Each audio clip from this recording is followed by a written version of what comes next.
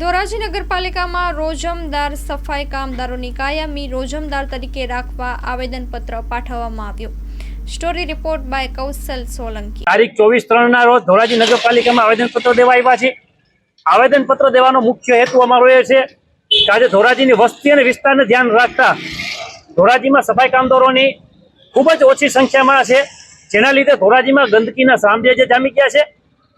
જેથી કરીને અમારી માંગણી એ છે કે જે 116 નું સેટઅપ છે ધોરાજી નગરપાલિકામાં સફાઈ કામદારનું, એની જગ્યાએ 250 નું સેટઅપ કરવામાં આવે અને રોજમદાર સફાઈ કામદારોની ભરતી કરવામાં આવે। કે આજે અમે નગરપાલિકાને આવેદનપત્ર દેવા આવ્યા છીએ।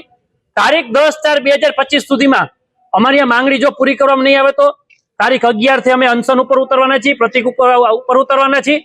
તેમજ અમારી માંગણી છે કે અમારે વાલ્મીકી સમાજનું સ્મશાન જે આવેલું છે એ સ્મશાનમાં અત્યારે આવારા તત્વોનો અડ્ડો જામી ગયો છે। એ સ્મશાનને ખાલી કરાવી અને એની ફરતે દિવાળી રેલિંગ કરી અને વાલ્મીકી સમાજને સ્મશાન સોંપવામાં આવે।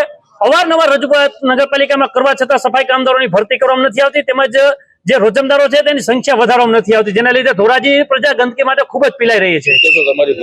અમારી માંગણી એ છે કે રોજમદારો જે 192 રોજમદારો છે એની જગ્યાએ 250 રોજમદારો રાખવામાં આવે, જેથી કરીને જે ધોરાજીમાં જે સફાઈનો પ્રશ્ન છે કાયમી માટે હલ થઈ જાય, જેથી ધોરાજીની જનતાને ગંદકીમાંથી મુક્તિ મળે અને સફાઈ કામદારને રોજીરોટી પણ મળી રહે। તમે આવેદન આપ્યું છે અને આવેદનમાં તમે જે માંગણી છે સ્વીકારવામાં નહીં આવે તો આગળનું શું રણનીતિ? અમારી માંગણી સ્વીકારવામાં નહીં આવે તો તારીખ 11/4 થી અમે પ્રતિક ઉપવાસ આંદોલનની શરૂઆત કરશું અને પ્રતિક ઉપવાસ આંદોલનમાં પણ જો અમને કઈ તંત્ર તરફથી ન્યાય નહીં મળે તો અમે 4-5 દિવસમાં 10 તારીખ પછી અનશન ઉપર જશું। તેમજ અનશન ઉપર ગયા પછી પણ જો અમારી માંગણી સ્વીકારવામાં નહીં આવે તો ધોરાજીની સદંતર સફાઈ કામગીરી બંધ કરાવી દેવામાં આવશે।